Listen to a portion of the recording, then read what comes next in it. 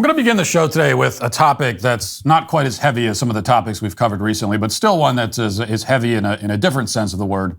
Without a lot of fanfare, a movement has been underway in this country for some time to outlaw the idea of being fatphobic, which of course literally means fear of fat people. Now, of course, like most of the other new phobias that have been discovered in the past 15 minutes or so, fat phobia is a misnomer. It doesn't exist. I mean, no one's really afraid of fat people, just like no one's afraid of people who call themselves transgender. People are afraid of being fat, however, which makes sense.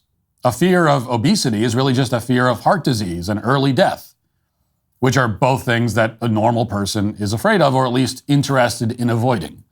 But this is still not a fear of other people who are fat. Now, it's true that many Americans have, let's say, an aesthetic aversion to morbid obesity, but that's also understandable. For lots of deeply ingrained biological reasons, humans have come to value traits like physical fitness.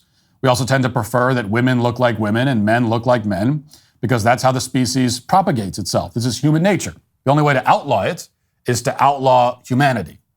And increasingly, it looks like that is indeed the goal. Earlier this year in New York City, fat activists successfully campaigned to enact a law that makes it illegal to discriminate against people on the basis of their weight. And what this means in practice is that every employer that fires a fat person in the city of New York can now look forward to an investigation from the city's Commission on Human Rights, because it might be a human rights violation to fire someone who happens to be fat. Watch. Another fight for equality across the board. New York City taking steps to ban discrimination based on someone's weight or height. Eyewitness News reporter Darla Miles has the story. I prefer fat. I think that using that, it takes away any of the negative connotation. Embracing the word fat. That's what Victoria Abraham does on her social media accounts, using the handle FatFabFeminist. The 22-year-old has the attention of more than 120,000 followers. In most places in the United States, you can get fired for being fat and have no protection at all, which is crazy because this is a very fat country. The passage of the bill Thursday means New York now joins 4 other cities with weight discrimination laws on the books, and Michigan and Washington State. Are there gaps in this bill? For sure. But I think this is a perfect first step. So there are still gaps in the bill, remarks the fat activist. And if there's one thing that fat activists want to ensure, it's that there are no gaps anywhere. They want to fill that space. They want to fill every space. And they're going to expand their ranks until they've accomplished that objective. They certainly don't want anyone to lose weight. They don't want to reduce the number of people who die due to obesity in this country, which is 1 in 6 by some estimates. That would make too much sense. The last thing they want is to encourage Americans to become less obese. Instead, as you just heard, they want to reorder all of society so that we can accommodate the morbidly obese. And to that end, the New York legislation bans discrimination on height and weight in the areas of housing, the workplace, and public accommodation. Now, the only real exception is for jobs where, in the eyes of New York City politicians, it is, quote, essential for people to be physically fit. Now, what does that mean exactly? And how often have people actually been fired for being obese in New York? Well, those are good starter questions when you're talking about passing a sweeping new law like this, which has ramifications for every business in the city, and yet no one has any answer to either of them. What little data we do have doesn't seem very credible. For example, there's one study on fat phobia that was cited by the Washington Post recently, and using data from 1979, the paper concludes that, quote, a woman's hourly pay can drop by almost 2% for every 1 unit increase in BMI. You know, it's a standard story. We've all heard it. A woman gets called into the boss's office and told that she's getting a pay cut because she's too fat. Happens all the time, right? Except for the fact that it never happens at all. And if it did, by the way, like if your pay dropped by that amount for every 1 unit increase in BMI, well, lots of people in this country would be getting paid like negative $50,000 a year at this point. They would be getting charged money to go to work if that's actually how it worked. The whole premise is absurd, and yet, as the Daily Mail reports this week, these laws against fat phobia are becoming increasingly common. Even Colorado, which is the thinnest state in the entire country, the one that is presumably the least fat phobic, is now about to pass a law outlawing discrimination on the basis of weight. And that would be the first time a law like this has been passed statewide in decades. Michigan apparently passed a law banning discrimination based on weight around 50 years ago, followed by Washington state. But now it's becoming trendy. And so Vermont, Massachusetts, New Jersey are all looking to do the same, along with a bunch of other cities as well, are looking to pass their own ordinances. But Colorado is unique because it's a state that, even accepting these fat activist standards, would seem to need these protections the least. Their obesity rate is just 25%, which is sadly quite low by U.S. standards. This Christmas season, don't let the government be the Grinch of your savings. Right now, you can diversify your savings with physical precious metals while stockpiling free silver in your home safe. Don't miss out on Birch Gold Group's most popular special of the year. Now through December 22nd, for every $5,000 you spend with Birch Gold, they'll send you a 1-ounce silver eagle coin for free. Text Walsh to 989898 to claim your eligibility now. You can purchase gold and silver and have it shipped directly to your home, or have Birch Gold's precious metal specialists help you convert an existing IRA or 401k into a tax-sheltered IRA in gold for no money out of pocket. And they'll send you free silver for every $5,000 you purchase. So keep it for yourself. Give something with real value as a stocking stuffer this year. Whatever you want to do, just text the keyword Walsh to 989898 to claim your eligibility with an A+ rating with the Better Business Bureau. Thousands of happy customers. Now is the best time to buy gold from Birch Gold. Text Walsh to 989898 and claim your eligibility for free silver on qualifying purchases before December 22nd. That's Walsh to 989898. Since Roe v. Wade was overturned, the left has lost their mind, making abortion their official sacrament. But the grassroots pro-life efforts, which are now more important than ever, are booming. Pro-lifers have not gone away. In fact, they've increased in number. One of the efforts that I support is 40 Days for Life, because they're changing hearts and minds in blue pro-abortion states. With 1 million volunteers in 1,600 cities, 40 Days for Life holds peaceful vigils outside abortion facilities. 40 Days for Life has opened a record number of locations since Roe was overturned, and they've grown in volunteers. This success has come with new unwanted attention from the DOJ. 40 Days just made national headlines because they're suing the DOJ on behalf of their volunteer, Mark Houck, who had his house raided by the FBI. They're going on offense against our compromised FBI and DOJ, and you can help them fight their ongoing legal battles and pursuit of free speech for their volunteers, including Mark Houck, by giving a tax-deductible gift of any amount at 40daysforlife.com. That's 40daysforlife.com. But they're about to get some new regulations for the benefit of the morbidly obese. According to The Hill, quote, the law aims to prevent landlords from denying rentals based on weight limits and to implement workplace accommodations for overweight Americans. Now, you're supposed to accept that explanation of the law on face value, but it does raise a couple of obvious questions. First of all, how big do you have to be to exceed the weight limit for an apartment building? And second, what kind of accommodations are workplaces supposed to make for the obese? Well, it's hard to get a straight answer to either of these questions, but if you look around on social media, you will find some more specific proposals. You might have seen this TikTok video that was everywhere a few weeks ago. We played it on the show.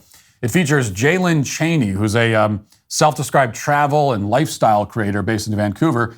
And here she is to give you some idea of what these fat activists want and what kind of accommodations they're looking for. Let's watch that again.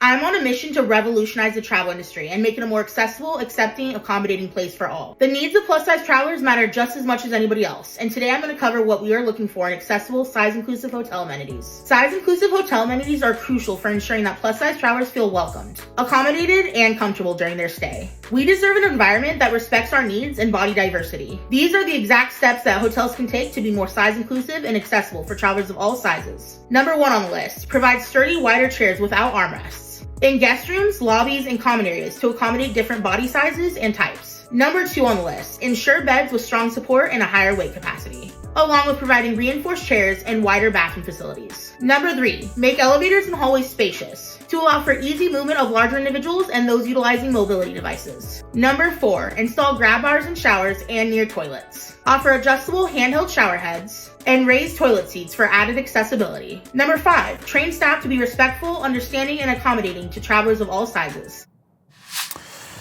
So Cheney is basically demanding that every hotel and restaurant in the United States be razed to the ground and rebuilt with new super wide hallways and wide bathrooms and elevators She also wants to make life worse for everyone else, including by removing chairs with armrests in rooms, common areas, etc. Separately, she's also demanded that airlines provide extra free seats to obese people so that they have room to spread out. She said, quote, "As plus-size travelers, my partner and I have unfortunately experienced discrimination and discomfort while flying." Now, she doesn't care about the discomfort that she causes non-obese passengers on the plane. Really, what she's saying is that she doesn't want those people on the plane at all. She wants their seats for free. And she's not alone. The DEI website Feminuity assembled a list of similar demands on behalf of fat activists, and here are just a few of them. Quote, "Communal spaces like dining areas, conference rooms, and relaxation rooms should have furniture like chairs, desks, sofas, and tables that are inclusive of fat people.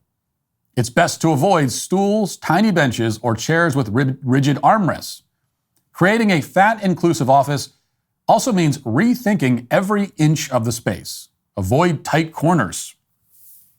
Yes, rethink every inch of space. Remodel your entire building for the sake of people who have eaten so much that they can no longer comfortably walk down the hallway or sit in a chair. These are the demands, and they're actually being met. In London a few years ago, the mayor banned ads featuring attractive women in swimsuits from appearing on public transit. One of the ads asked, "Are you Beachbody ready?" And that's hate speech in London now, evidently. Tens of thousands of people signed a petition to get the ads removed. They even vandalized it with graffiti. And ultimately, they got what they wanted. In this country, the School of Public Health at the University of Illinois, Chicago recently proposed that the word obesity should be banned entirely. As The Independent reported, the university claims that weight discrimination remains, quote, "one of the only forms of discrimination actively condoned by society," which is obviously not remotely true. And the university knows it's not true because they had an affirmative action plan which discriminates against whites and Asians in all aspects of admissions and hiring. I mean, that's one of the most blatant forms of discrimination imaginable. And also one of the worst because it's based on something people can't control. But they condone that. They participated in that. They practiced it. And that's the thing about alleged discrimination against the obese. Now, most of these examples of discrimination are just made up and ridiculous, but even if there was some discrimination that was actually going on, it wouldn't be in the same ballpark as discrimination based on something like race. Because obesity, no matter what anybody says, is a choice. It is the result of a deliberate lifestyle. Obesity is a consequence of behavior. If you are 400 pounds and feeling discriminated against, well, you put yourself in that position. And the good news is that you can get yourself out of it. A white man facing affirmative action discrimination can't do anything to be not white. But an obese person can and should, and for his own health must, do something to make himself not obese. Obese people have become the next big victim group in America, but they are, like so many of the new modern victim groups, victims of their own behavior. And that's why this is such a growing and popular victim group, because anyone can eat their way into it. Just lie on the couch and gorge yourself on Pringles, and very soon you too will be able to recast any criticism of you as bigotry. You too will be handed a get out of accountability free card. You too can claim that anyone who upsets you or disagrees with you or annoys you is some kind of ist or phobe. And in this way, the fat acceptance movement is no different from any other faux victimhood movement in the country, but it does stand apart to some extent as perhaps the most farcical example of modern society's kind of me-first ethos. The whole idea behind the movement is that the world should rearrange itself for the sake of making room for the morbidly obese. And they mean that literally. We need to literally rearrange the furniture so that these people can fit inside the room. So it's really on the nose to the point of absurdity. And of course, the much easier, more cost-effective, fairer, more sane approach is for the morbidly obese to make some simple lifestyle changes so that they can more easily include themselves in these spaces. Like if you walk into a space and you say, I can't be included in the space because I literally can't fit here, then There are things that you can do and changes you can enact immediately that will fix that problem. But the problem is that puts the onus on the individual. That requires willpower and sacrifice. And that can never be allowed. You know, in our age, everyone else must sacrifice so that the individual sacrifices nothing. The self reigns supreme. Everyone else must bow to the self. Society must change for the sake of the self. Civilization must reorder itself. The world must stop on its axis and spin the opposite direction if that is what the self demands. The self must be required to do nothing, and the world has to do everything. Now, the problem, of course, is that every individual is part of the world, which is how you end up with these self-serving laws that hurt the people they're supposedly trying to help. When you try to have a society where each individual is a god whose wishes and proclivities and demands trump the good of humanity and society, you end up with a predictable mess. You end up with decay and collapse and confusion. And we've seen this confusion for a while now. A decade ago, New York banned large sodas in order to make everybody skinnier. And now they're mandating that everybody treat obesity as if it's natural and healthy. But no matter what, the one thing politicians don't want to do, because it would diminish their power, is to let people make their own choices. And yeah, that includes the freedom to eat and drink to extraordinary excess. But also, more importantly, it includes the freedom to criticize those who do. Hey, YouTube, thanks for listening to the show. If you'd like access to my full show with no ads, you should go to dailywire.com and use promo code Walsh to get 2 months free on all annual plans. See you there.